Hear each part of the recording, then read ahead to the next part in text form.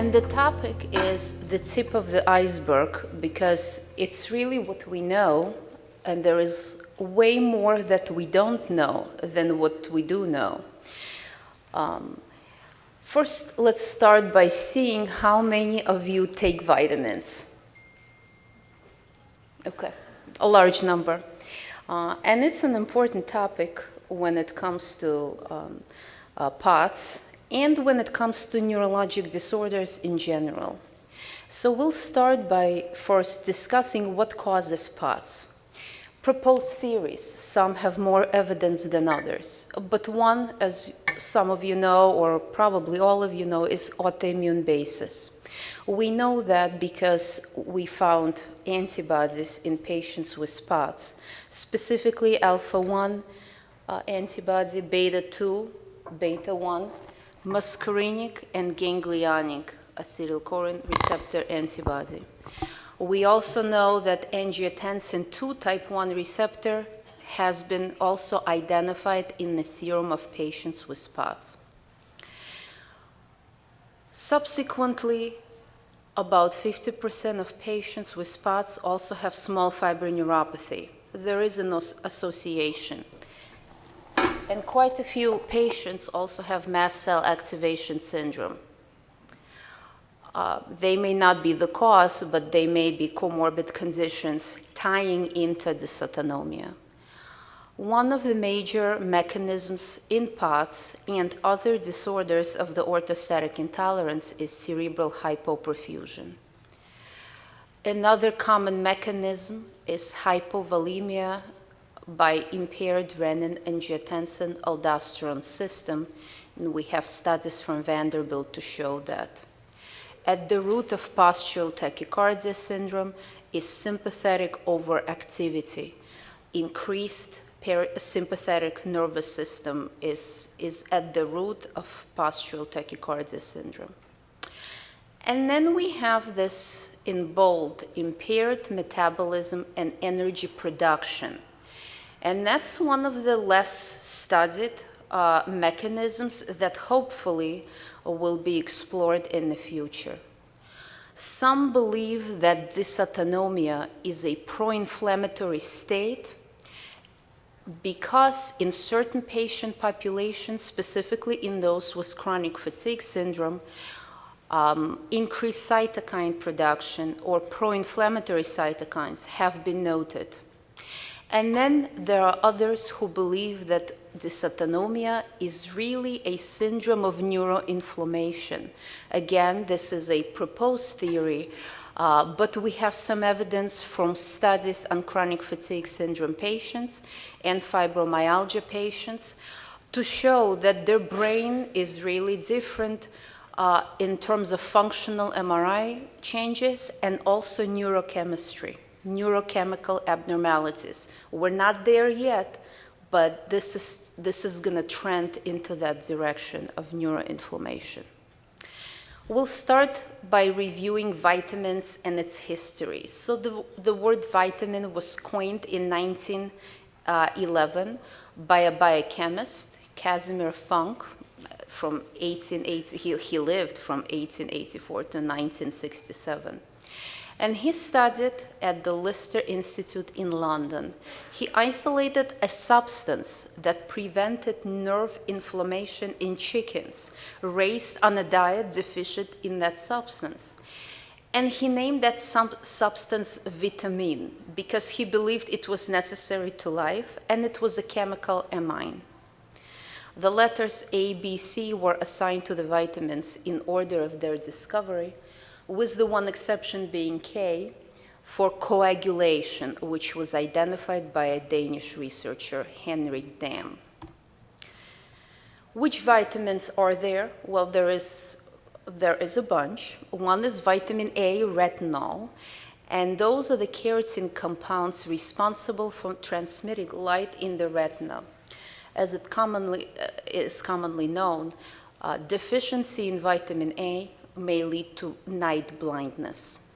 Beta-carotene is an antioxidant which protects cells against oxidation damage that can lead to cancer. and it can be converted as needed to vitamin A. Food sources of beta-carotene include vegetables, carrots, sweet potatoes, leafy green vegetables, and fruits, cantaloupes and apricots, everything that's orange, essentially. Excessive carotene in the diet can temporarily result in yellow skin, a condition called carotenemia. And if you've had babies and fed them sweet potato and carrots, you know they turn a little yellow. Vitamin B1 thiamine is the kind of a vitamin we'll be talking about extensively today. It's a coenzyme in body metabolism. Traditionally, classically, deficiency leads to beriberi, a disease of the heart and nervous system. We'll talk about that later a little bit. Vitamin B2, riboflavin, is essential for reactions of coenzymes, and deficiency causes inflammation of mucosa in the mouth and skin. Vitamin B3, niacin, essential part of coenzymes of body metabolism. Deficiency also causes skin lesions in the skin, vagina, rectum, as well as other symptoms like cognitive slowing. Vitamin B6 is a pyridoxine, and it's an important cofactor. Again, deficiency leads to inflammation of the mucosa, skin, mouth, nausea, vomiting, dizziness, weakness, and anemia. Vitamin B6 is an interesting vitamin. It's the only vitamin that can cause neuropathy when it's high, when the level is high, and the only one that causes neuropathy when the level is low. So it causes neuropathy when there is too much of B6 in your body or too little. Folic acid is important for DNA synthesis. Folic acid deficiency leads to anemia and leads to neural tube defects in pregnant women, which is why pregnant women take folic acid, and our food is fortified with folic acid. Vitamin B12, very important. Everyone is getting this tested because it's a very important vitamin in neurology. But of course, it also leads to anemia when deficient, and specifically pernicious anemia. Vitamin C is your ascorbic acid, and it's important in the synthesis of collagen, which is why oftentimes in Ehlers-Danlos you see recommendations to supplement vitamin C. It also has mast cell stabilizing properties, specifically slow release. Vitamin D is a steroid vitamin which promotes absorption and metabolism of calcium and phosphorus. Of course, under normal conditions of sunlight, supposedly you don't need any dietary supplementation, but I'm convinced that there are people who are unable to properly absorb and metabolize that vitamin, which is why we see vitamin D deficiency in people living in Florida, for example. And it leads to rickets in children and osteomalacia in adults. It's important for your bones too. Vitamin E, again, deficiency leads to anemia. Back a few years ago, vitamin E was something we supplemented supposedly to slow down the cognitive decline in older people. We're not sure if that's actually effective, but because we don't have that much, we often recommend vitamin E 400 international units for older people with cognitive complaints. Vitamin K, an essential factor in the formation of blood clotting, and deficiency can lead to abnormal bleeding. So, is there a topic of vitamin deficiencies in POTS? Well, there is, because some studies, just a few that I will review now, have shown that our patients with POTS tend to be deficient in vitamin B12, in iron, and vitamin D as the most common ones. So in one study by Owner in 2014, the authors found significantly lower levels of vitamin B12 in patients. And the patients included a cohort of 125 adolescents with spots. And they compared it to healthy controls. And you see 47.2% of POTS patients had deficiency versus only 18% of controls. And the p-value is statistically significant. Another study was done, a smaller study of 32 adolescents with spots, and they separated boys and girls. And once again, they found in this study that low iron stores were prevalent in patients with spots. Iron deficiency was prevalent as well. And if you take a look at the boys, specifically anemia, 43% of POTS boys had anemia versus only 0.1% of healthy boys.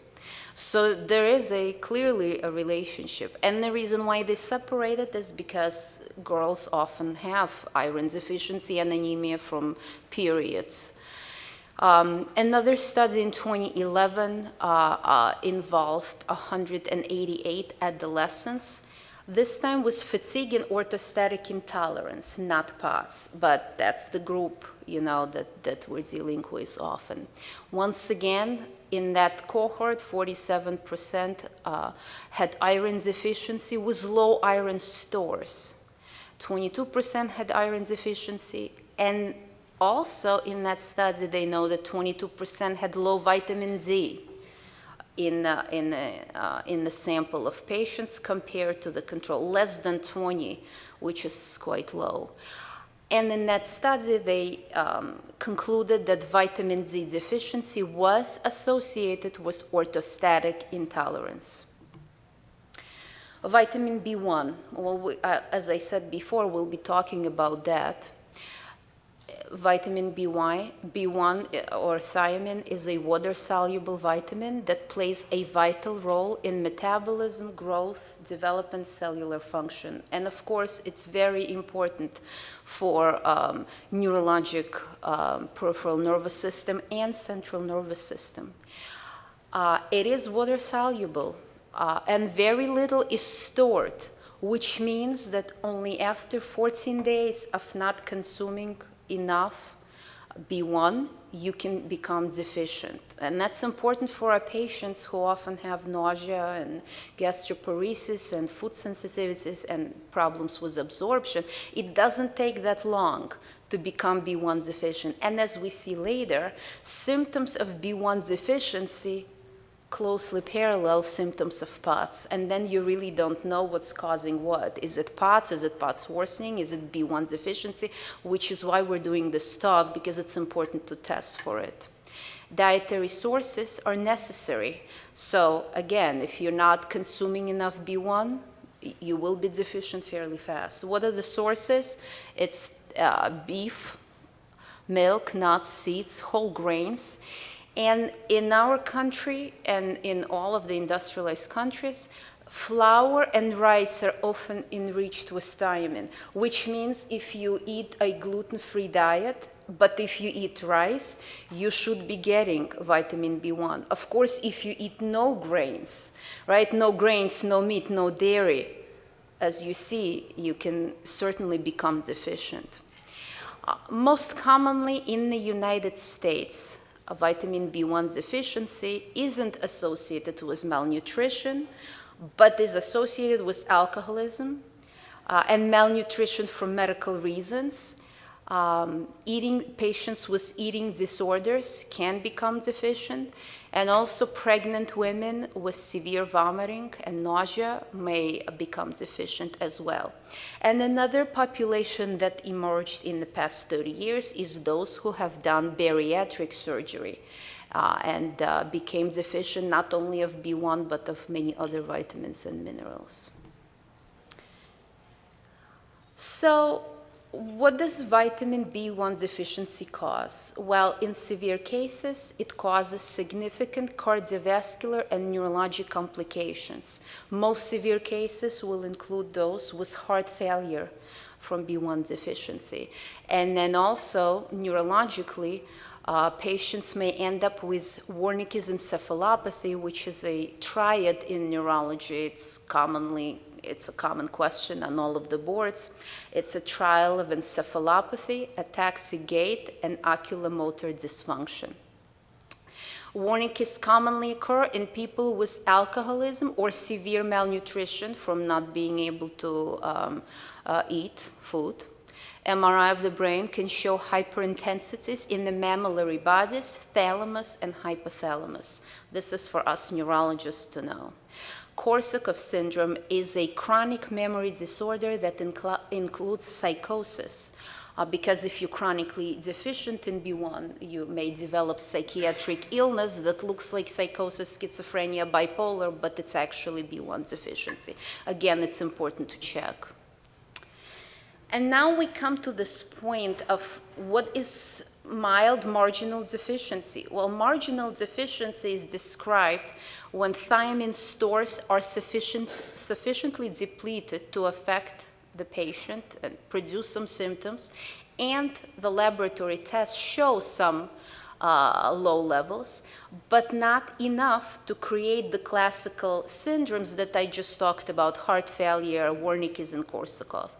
And marginal deficiency may give rise to many symptoms, and they're called vague.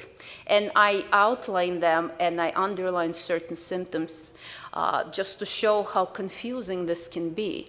So symptoms of mild B1 deficiency are mental fatigue, brain fog, emotional lability, paresthesias, which is numbness and tingling in your extremities or face, chest pain, tachycardia, generalized weakness, myalgias, back pain, nausea, vomiting, and decreased ability to perform physical activity or work.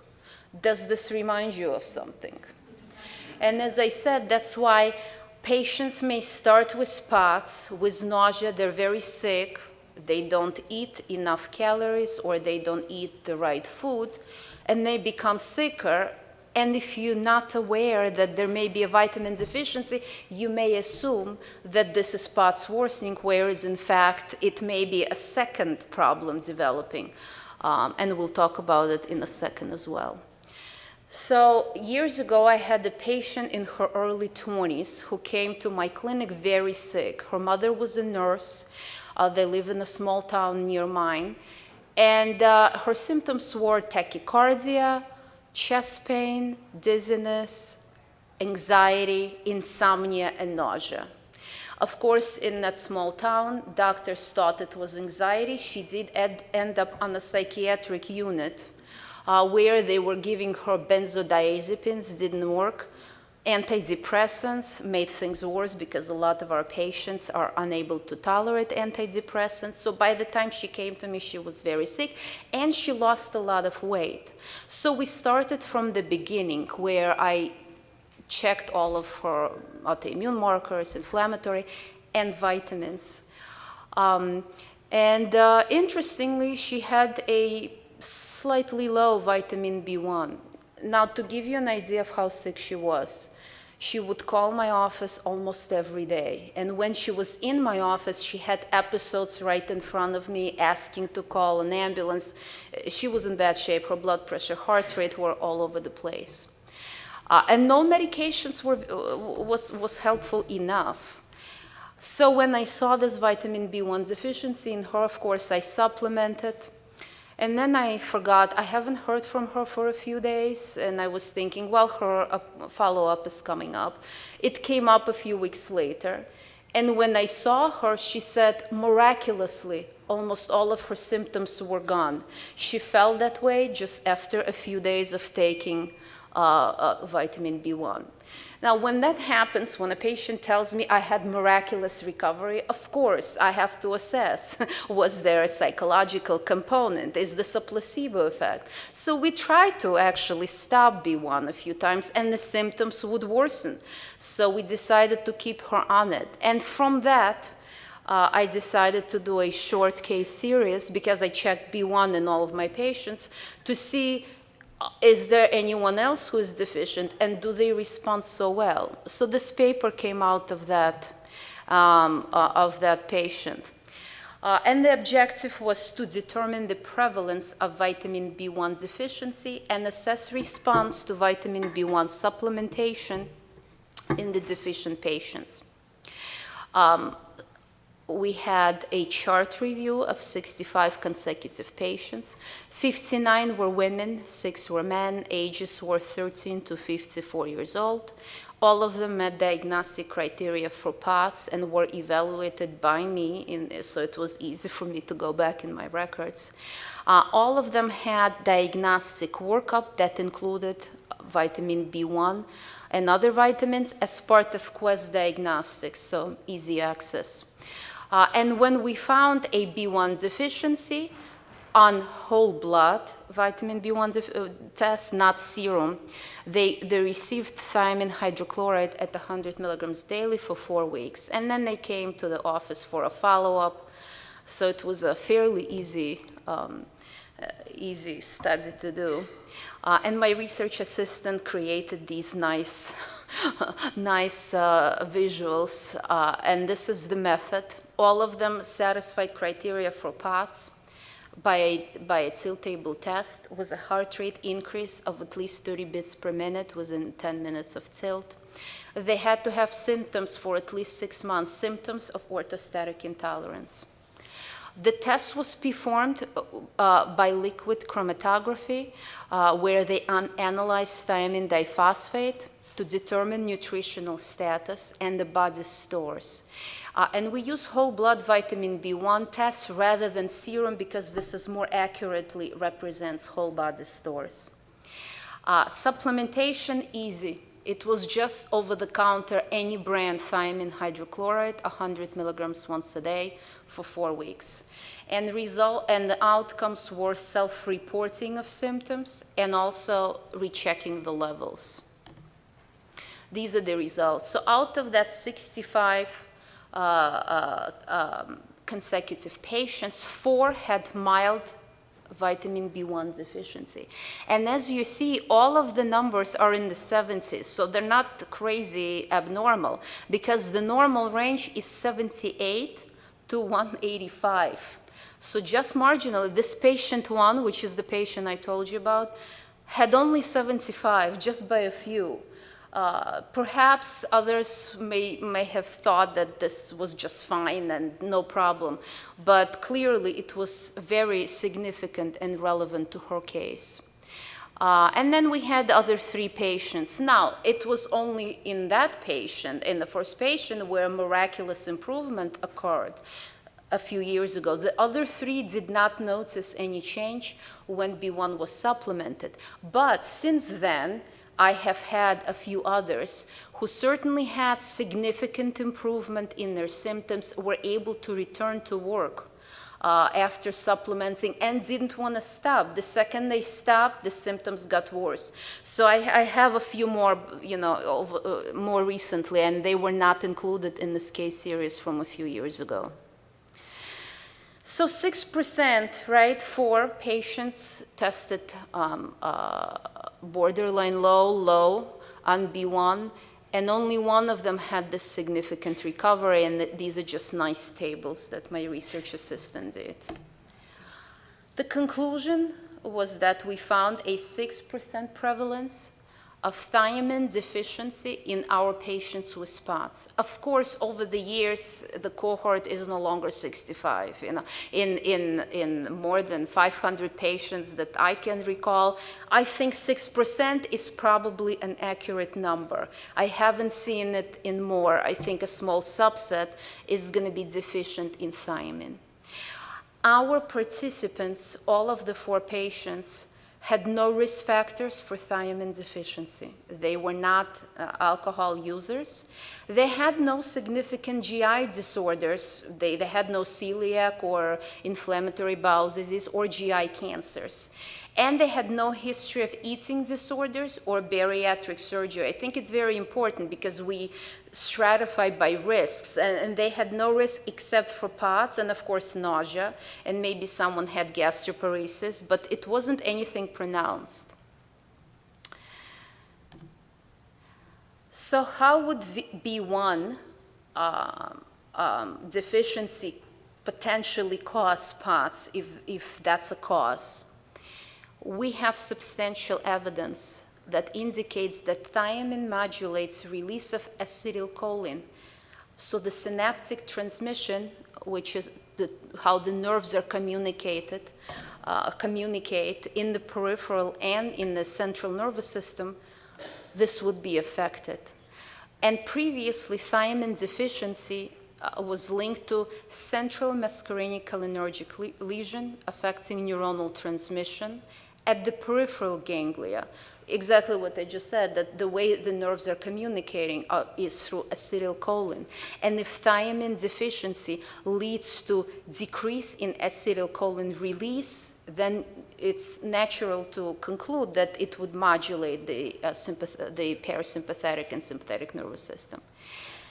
And thiamine deficiency also can cause vascular dysfunction by reduction of nitric oxide production, and nitric oxide is also very important in POTS. Dr. Stewart studies it.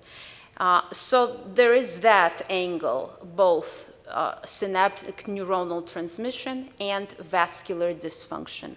And together, these findings indicate that thiamine helps modulate the autonomic nervous system and conceivably could be, I say could be because it's a hypothesis, we haven't proven that, it could be a factor in the pathophysiology of POTS in a small subset of patients. We really need to have large studies, placebo control, to determine the true prevalence of vitamin B1 deficiency. And also, it would be nice to know who and when and how they respond to B1 supplementation on a large scale. This was a small chart review. To remind everyone, if you ever want to know what this chemical structure of thiamine is, thiamine pyrophosphate, or TPP, is the active form, okay? And it's synthesized from ATP, which is the energy to AMP. So that's the active form right here. Where is thiamine important? In the Krebs cycle. If you ever took chemistry, biochemistry, you recall this complex Krebs cycle, there it is. And thiamine is important to convert lactate, which is a product of anaerobic metabolism, to acetyl-CoA that goes into the Krebs cycle. Thiamine is needed for pyruvate dehydrogenase enzyme to work, and for this alpha ketoglutarate dehydrogenase, two enzymes two enzymes that require thiamine, three enzymes that are important in this pathway. How does thiamine deficiency cause problems? Well, the active thiamine in animals is needed, just like we discussed, for neurotransmitter release, for acetylcholine release.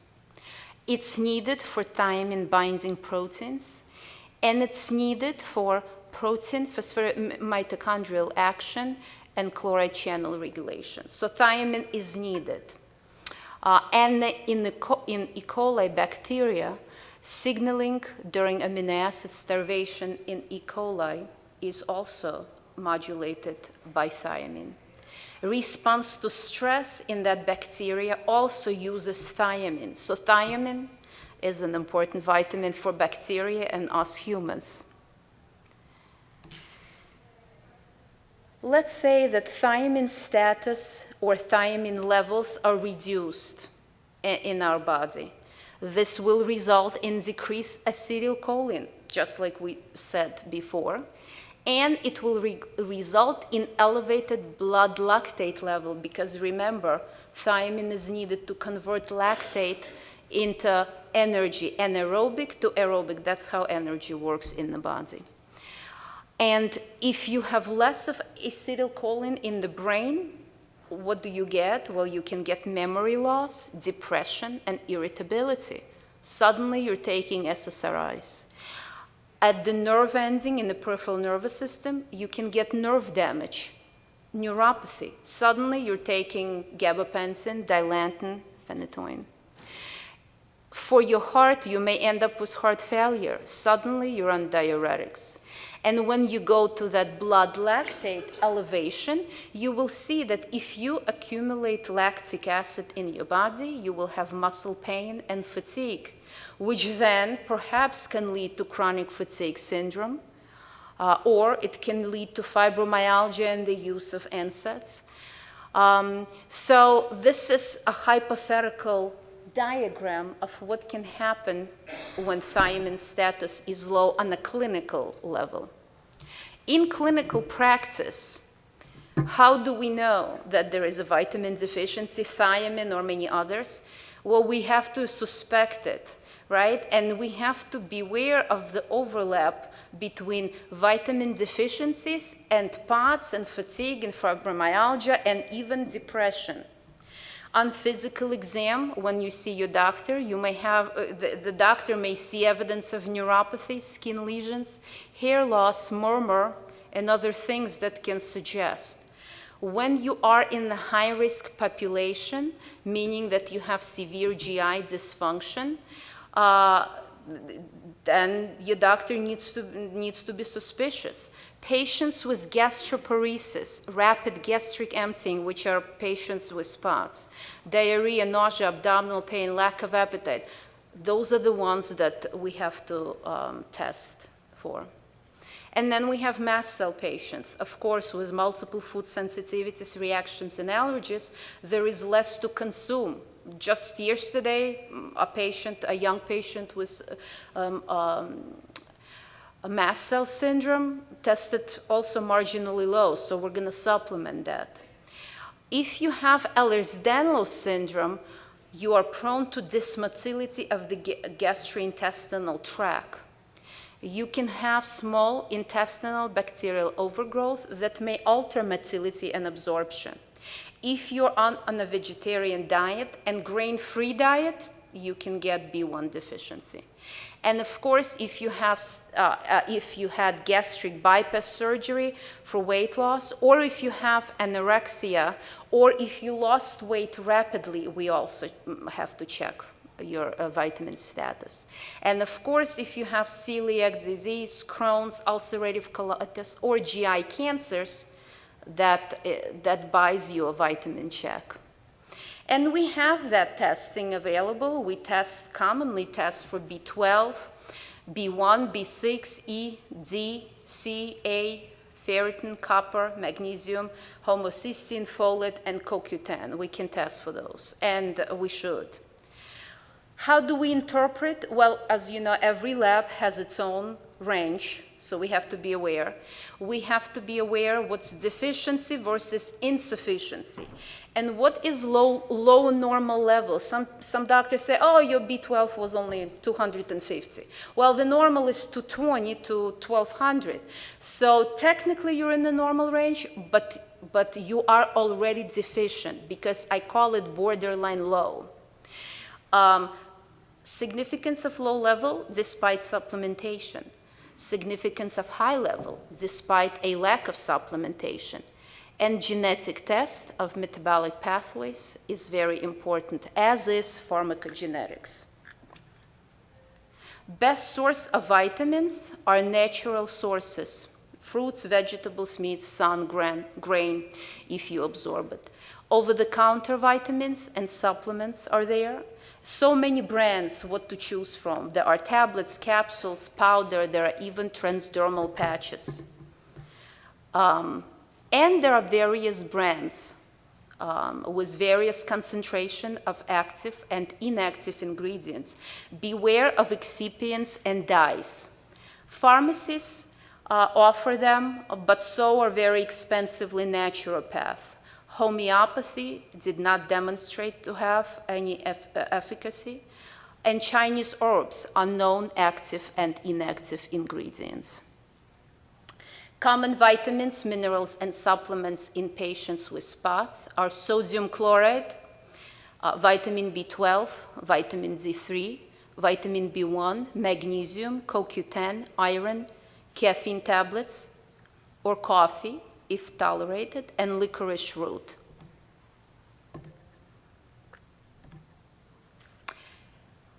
Comorbid conditions. Like I said before, vitamin C is commonly supplemented in EDS. Quercetin is a flavonoid that can stabilize mast cell. Mitochondrial disorders. Patients typically use CoQ10, L-carnitine, creatine, alpha-lipoic acid, vitamin B2, folinic acid, L-arginine, L-citrulline, vitamin C, selenium, zinc, vitamin E. For migraines, especially menstrual migraine, magnesium, B2, feverfew, and CoQ10 can be helpful. Small fiber neuropathy, B-complex vitamins, alpha-lipoic acid can sometimes be utilized. Chronic fatigue syndrome, sometimes patients get lucky and get much better with B12 injections or iron infusions. Muscle and joint pain, sometimes a high dose of vitamin D3, 5,000 to 10,000, can help with pain.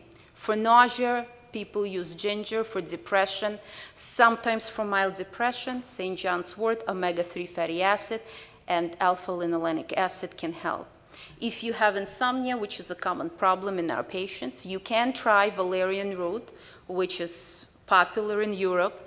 Those are drops or capsules and have natural benzo-like properties. Chamomile tea, melatonin, and magnesium.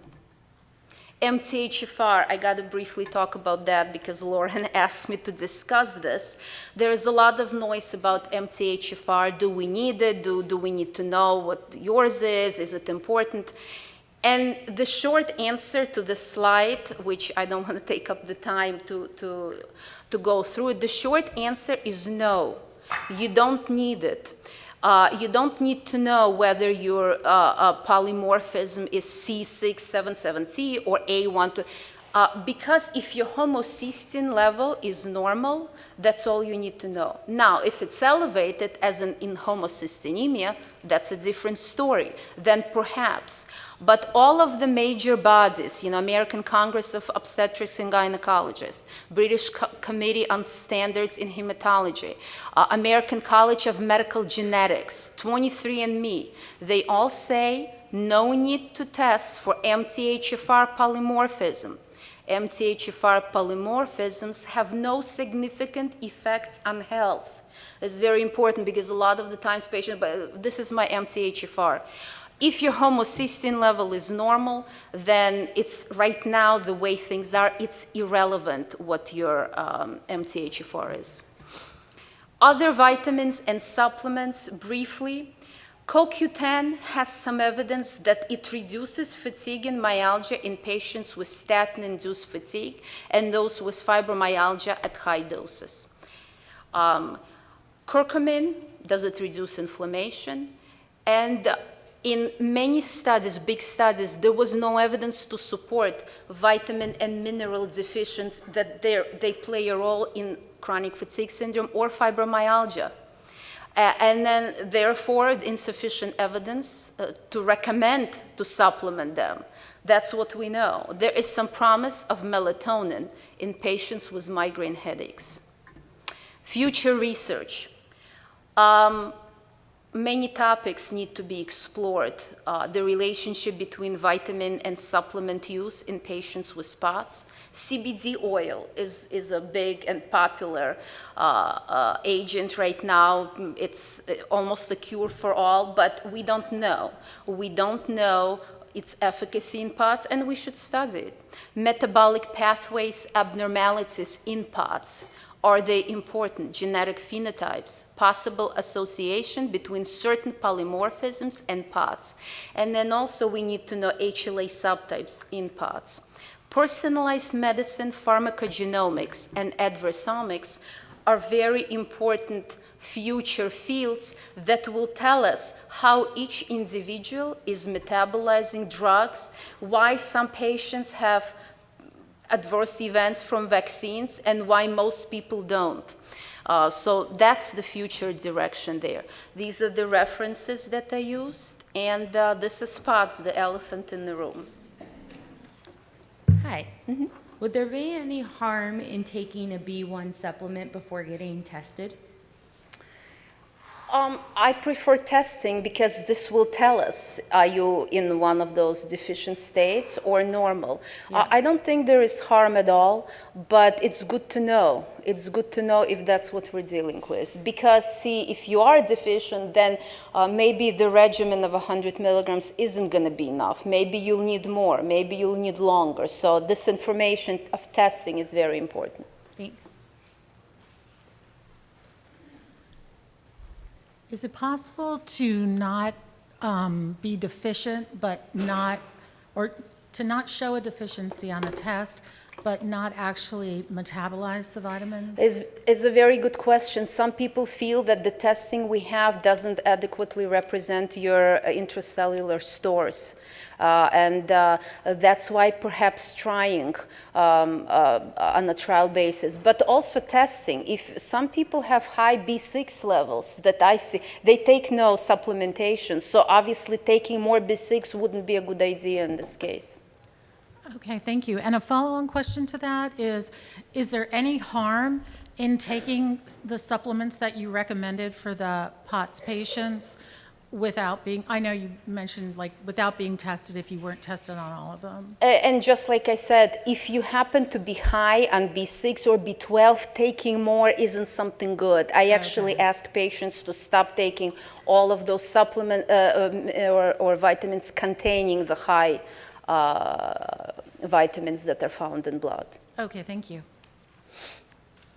Hi. Is there a specific type of doctor you would recommend to evaluate the relationship between these, potential deficiencies and what's going on? Because I hear you when you're saying like if my B12 or something used to be 850 and now it's 250, perhaps that's clinically significant for me, but not someone else who's had it riding at 300 their whole life. So I feel that pain of everything coming back normal or just below, and it's like they'd rather send me for 20 tilt table tests and MRIs, and it's like, well, don't you just want to take a couple vials of blood and can I have someone qualified interpret this? And then I'm the one not trying, so I'm just confused as to who I should be going to for something blood related. A lot of the times neurologists do that. We do check you because, most of those deficiencies cause neuropathy, so we have to check it.